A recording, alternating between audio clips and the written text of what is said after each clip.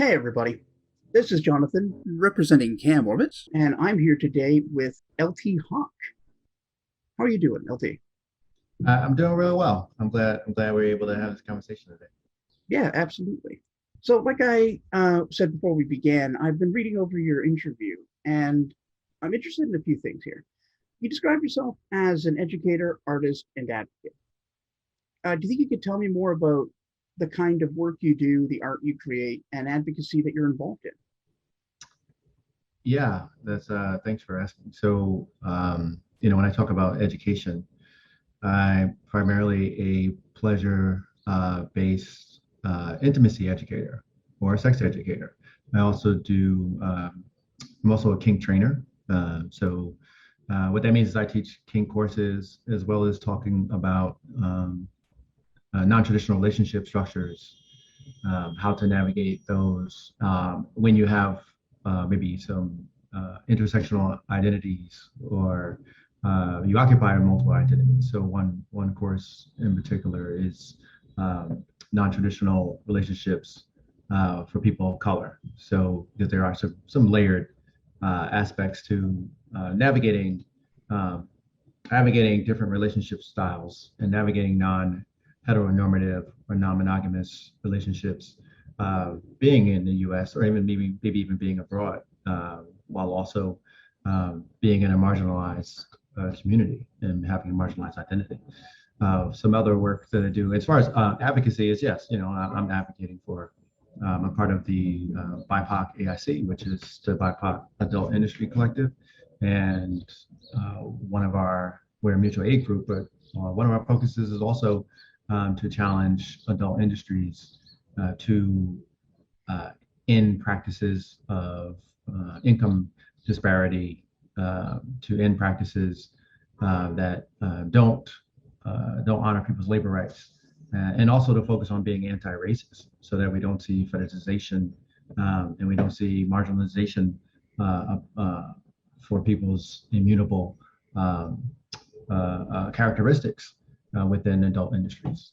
So we advocate there. We also raise money to give microgrants to BIPOC sex workers who are especially hard hit during the past year plus with the pandemic. Yeah. So yeah, doing a lot of work there, and some more in just in local advocacy as well, as far as local and national advocacy, working with other organizers around decrim bills as well. You've been involved in the adult industry at two different times. Now, if this isn't something Mhm. you're comfortable elaborating on, that's totally cool. No Uh, worries. but would you be interested in explaining like what led you away from and then back into the adult industry?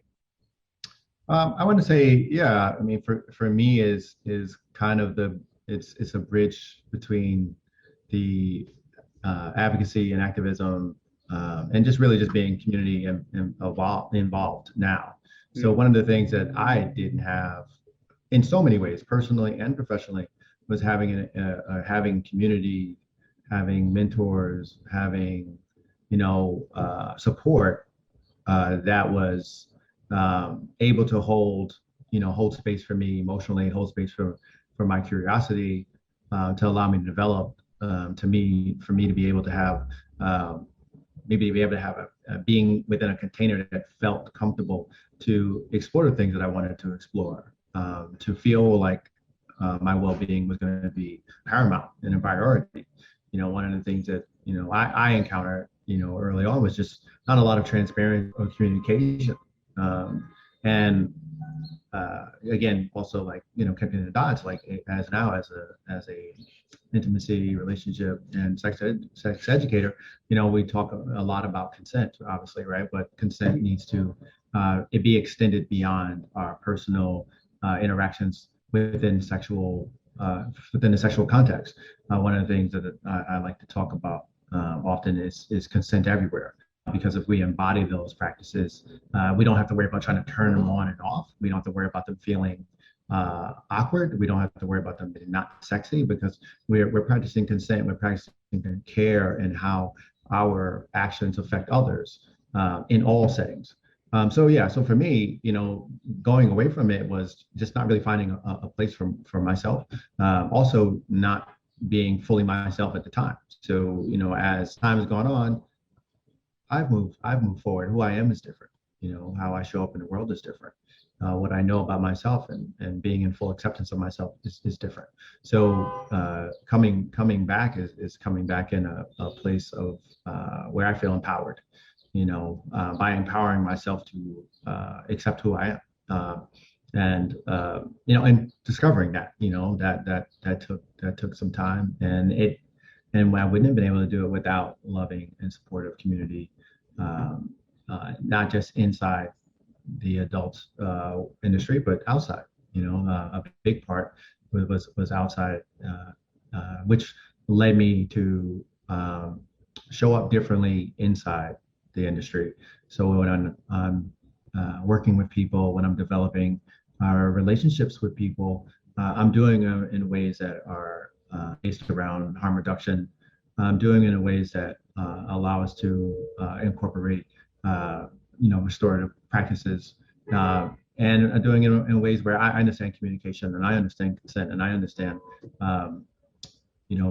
being in right relationship with a community. So so I think that those are really the two different things. It wasn't specifically a really bad incident. It's just more the totality of the culture.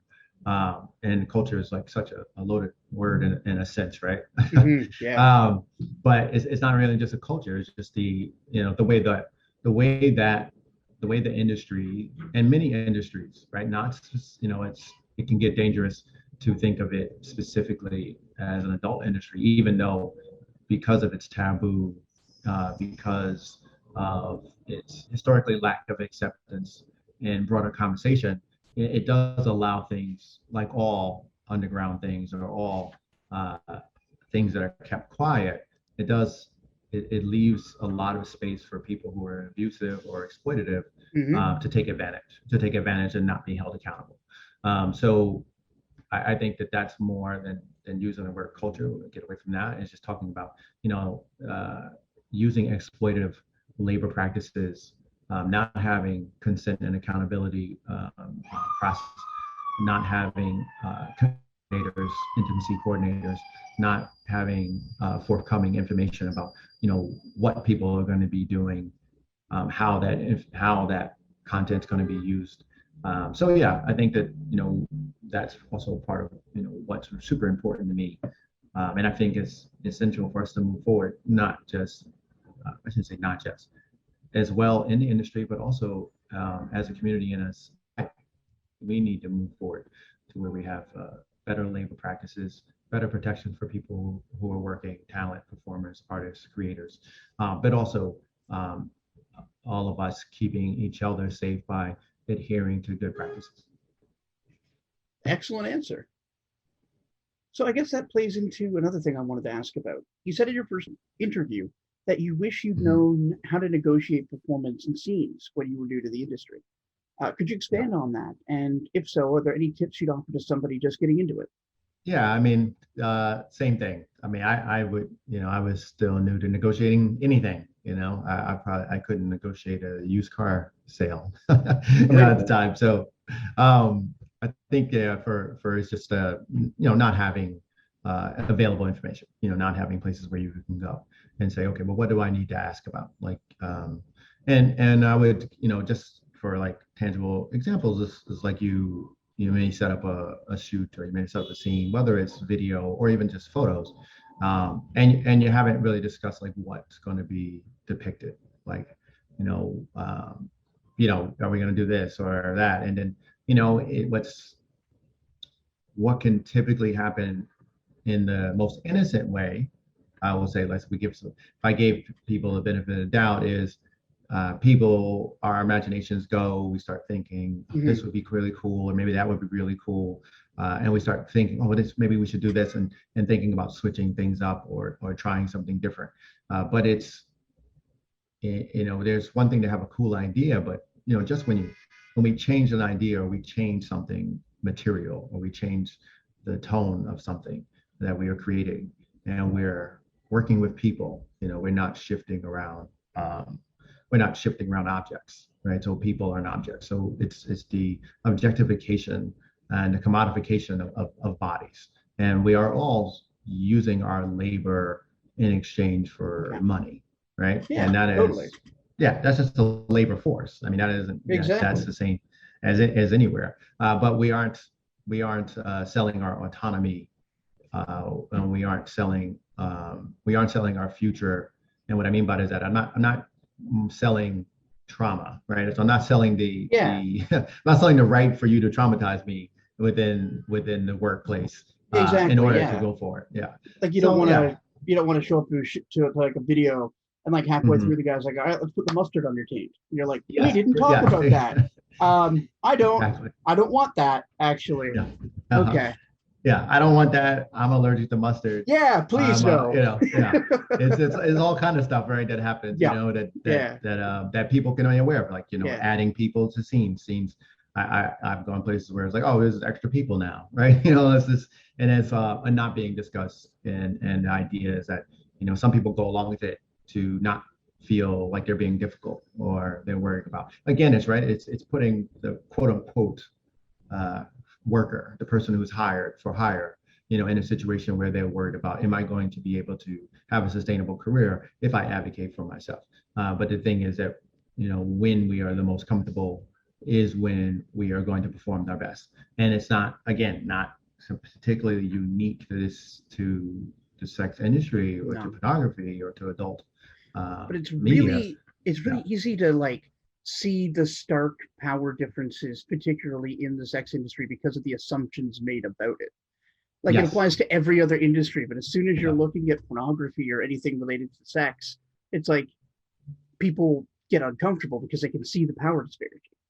And it's definitely vulnerable, right? It's definitely a hell of a lot more vulnerable than, working at the local cafe where you're just like, all right, I'm getting the fuck out of here, right? Or I'm quitting today, kind of deal. So it's definitely a lot more vulnerable. And you're right, there is a huge power difference, and that power difference has also shown up along very rigid or perceived gender lines, right? Oh, God, yeah.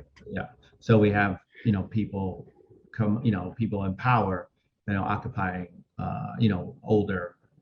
older cis male identities, and then what we perceive is women and gender expansive people being exploited, and not, and again, not about what we because we know that what happens on things, that not everything that happens on camera is exploitation, right? There's things that people do consent, and we do agree to, but the exploitation may come in the form of pay. The expectation may come in a form of that person not having any control or any say on how their material is used or repackaged or sold in secondary or third markets, or how it's promoted. Even today, when we have a lot more, which is great, right? Today, one of the things that brings me back is the ability to, similar to what happened with SoundCloud, and similar to what happened with the YouTube, is in Twitch, right? I mean, there's people who do news on Twitch in a ways that you could never have done news. Oh yeah, for sure. So we have our independent content creators, so there's a lot more opportunities to control, our brand, or control how our image, or even what we want to create, and still have to struggle with the compromise of what is marketable or what is selling, right, to an audience. Yeah. But it's like compromising with the limits of the platform you're using instead of your boss.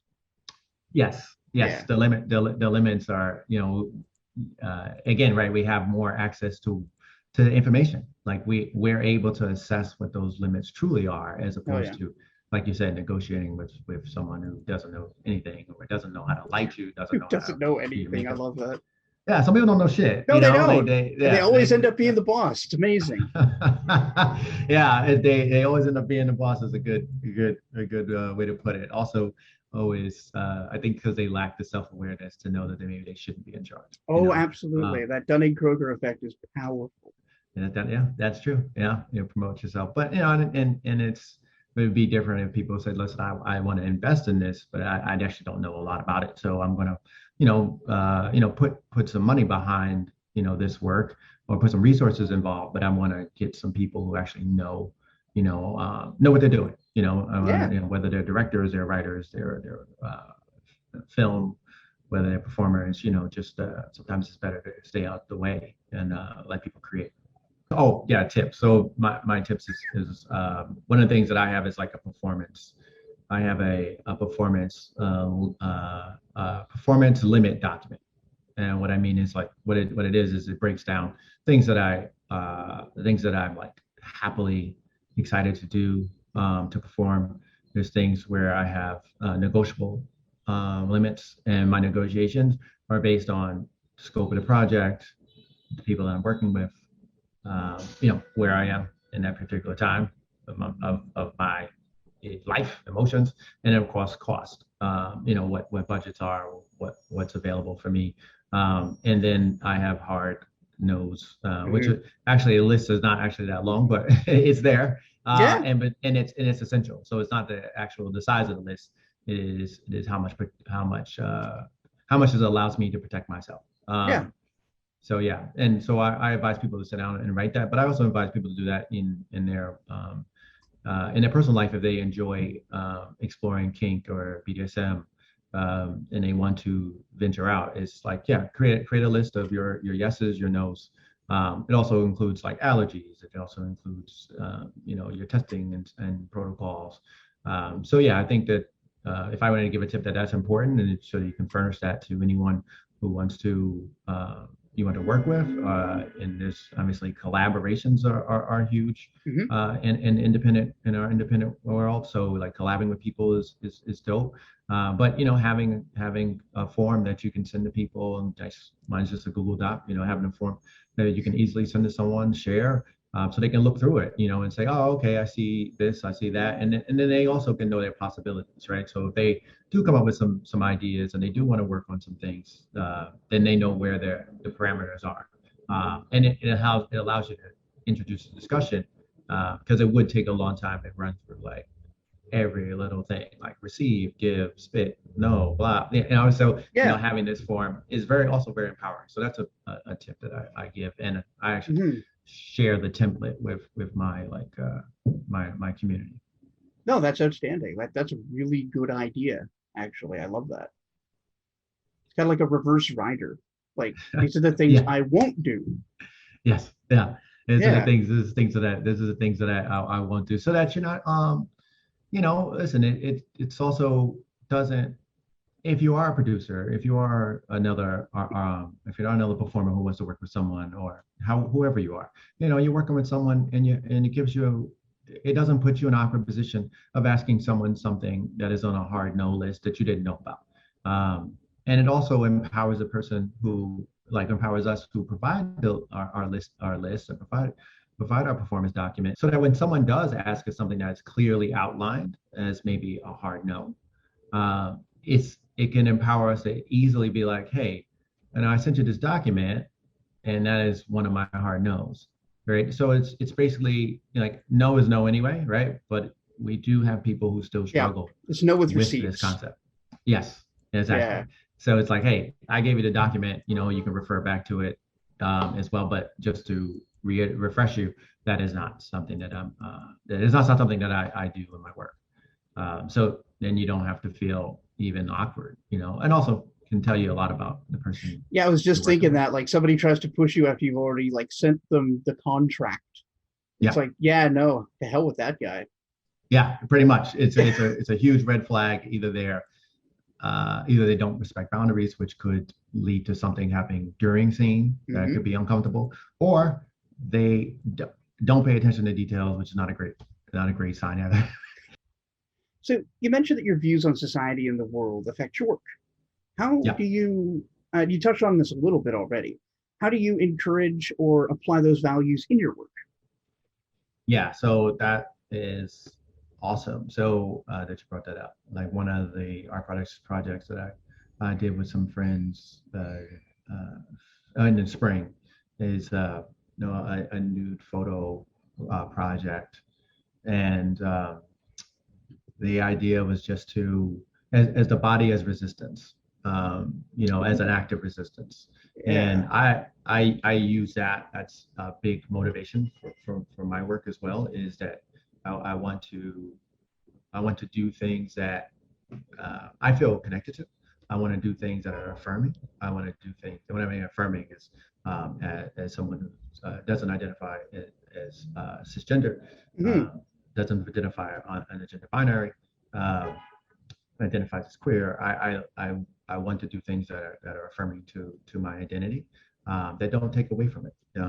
And I want to be able to show up in my work in the most authentic way possible, unless Hmm. I'm literally playing a role, right? Like it's like you are the Witcher, right? Yeah, So yeah. unless I'm God, that literally would be playing a role, awesome. yeah, yeah. Well, that would be kind of cool. Yeah, that would be Yeah, kind of cool. you're the Maybe, Witcher, and there's a vampire. Go to town.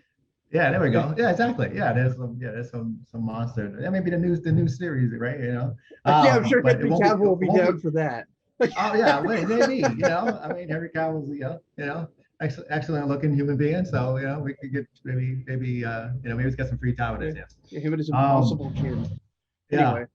but yeah, no, it's a good point. So, and one of the reason like the art project, and it is you see the photos, but then you also you hear the words of the subject, and one of the things I like to say is that being my body as a black person in the Hmm. U.S., my body is always used as a political statement Yeah, or it's a an tool. economic statement, right? Exactly. So you have the black body either being used for labor, you have the black body being over sexualized, Hmm. you have the black body's sexualization being demonized, or its athleticism being, overemphasized. So there's just so many things. So the being able to control my own image, to control, how I show up in the world, to show my body new, but in my own way, for me is an act of resistance against these ideas. And tying my work to my social values is also Hmm. important. So having producing material that, as like I said, as a sex educator, is moving towards producing sex education work that's also explicit and entertaining, as well as informative, modeling good practices like the practices we talked about, right? Modeling that on screen, modeling that in art medium. Hmm. So those things are also important to me. And then other things. We talk about labor rights and the unionization. I didn't talk about it yet, but we talk about labor Yeah, rights, I got a labor question on that protections. in a bit here. Yeah, and good. Yeah, and moving towards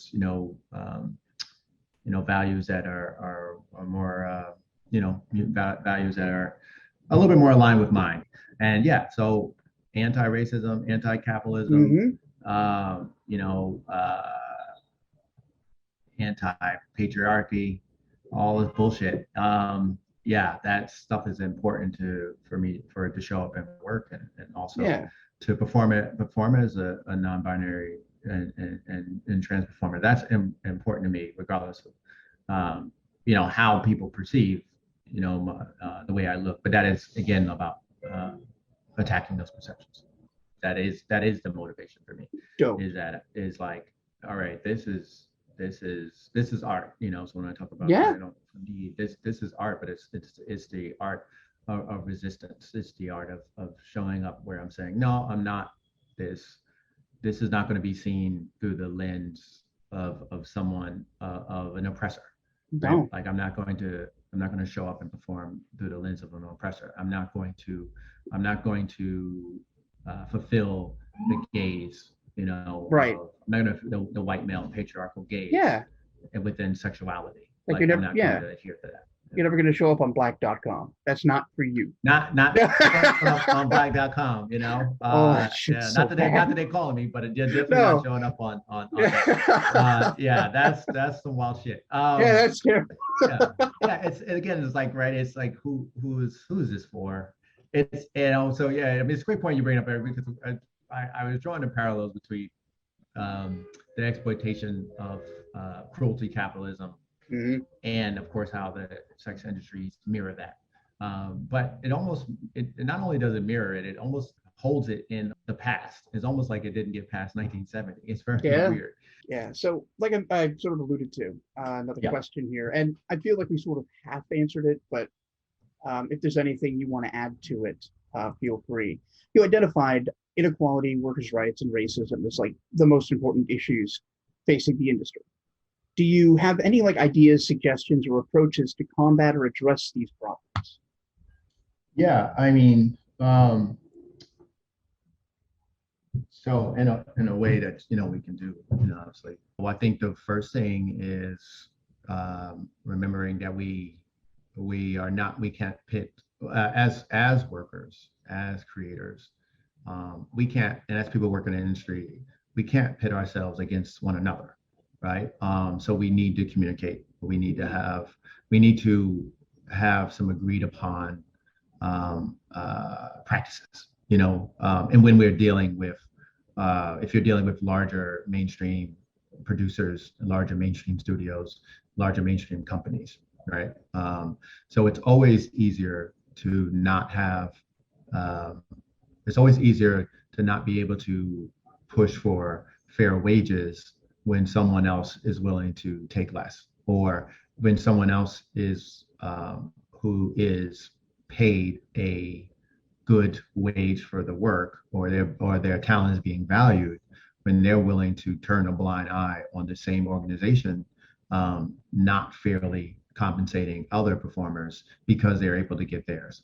So that individualism and separate and being able to be divided is a huge issue. So what I would, one tip that I believe that needs to be done is that we need to be in conversation with each other. We need to have people who are at the higher tiers, who are earning the most money, also advocating for fair wages and pay, because you have leverage, and if that seems weird, people could look at the UFC, right? UFC has Yeah, a very similar issue. totally. People way at the top making a ton of money, and they got people at the bottom making $1,000, beating the tar out of each other and getting paid nothing.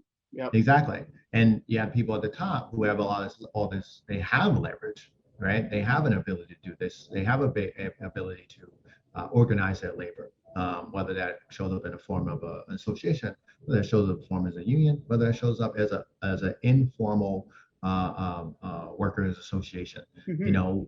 If you're locally, other performers you locally can work with. If you're running into problems with the studio not willing to give you fair labor practices, give you good treatment on sets, and aren't willing to adhere to consent practices and consent coordinators being on set, all the things, the conditions just aren't working for you. If you already have why would you need, if you already have a following, which a lot of people already know, you don't need, you don't need a big studio. You just don't. It just isn't, and that goes for all industries. This is not radical. I know, Ray, I'm like singing to the songbirds. I know you know this really well. Yeah, It's but like it's you not just for don't me. really It's for the need. audience. It's for people Yes. watching this.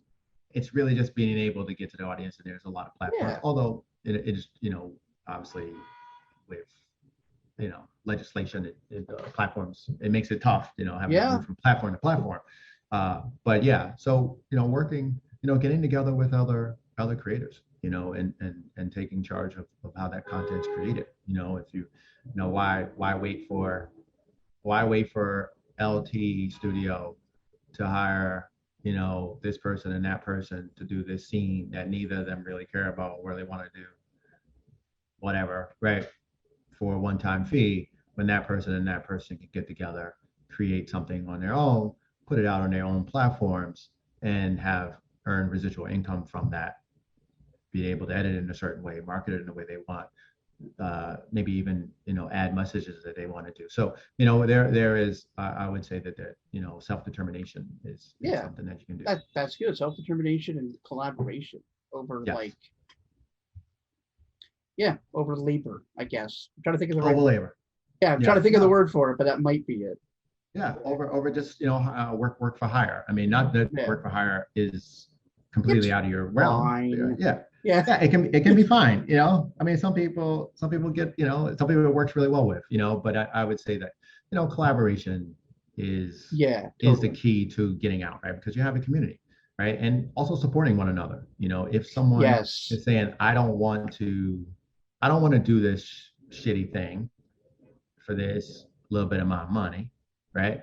But I need to pay my bill, right? As a maybe an informal or formal work association that you've done with your crew, your community, you know, we can pull money together. We can pay someone's phone bill so that they can avoid doing some shitty work. Yeah. We could help someone with food.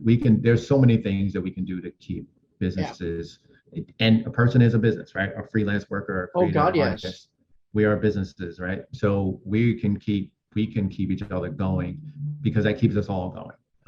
Right. So it's just no, I think that's an important thing too, is someone comes and say, hey, listen, I haven't got any work, I haven't booked anything in a minute, you know, and you're like, hey, I went to the big box store. I got like 20 pounds of potatoes. I'm not planning on eating 20 pounds of potatoes. Here's 10. Yeah, So, you totally. know, it could be as simple Yeah. as that. But I think creating our own opportunities, creating our own Yeah. content is a way to liberation here. And you mentioned like as far as you know, addressing addressing discrimination is, again, you know, Yeah, I feel like you got it, honestly. yeah, just be vocal, you know, say Yeah. something. If you're part of a community, if you're not even if you don't occupy an identity that is being attacked in that moment, it doesn't mean that you should be silent, right? So speak up about the way people behave. Refuse services, you know, don't Hmm. work with organizations that are perpetuating violent practices, violent language, that are, like you mentioned, you know, website. I won't plug them again, but, you know, don't Yeah, don't yeah, work don't work for these fucking companies. If it's fetishization work, yeah. if it's work that is yeah, anything that is dehumanizing people in a way that is not a kink scene where it's negotiated and we know that this is part of it, right? This is a humiliation scene. But anything that dehumanizes people just based on, like I said, where they're from, how they look, how they were born, you know, we, Hmm. we, we can't stay silent on that. Oh, it's extremely shitty. This was awesome. Yeah, for sure. Thank you so much for doing this interview, LT. If you need anything, you know where to find me.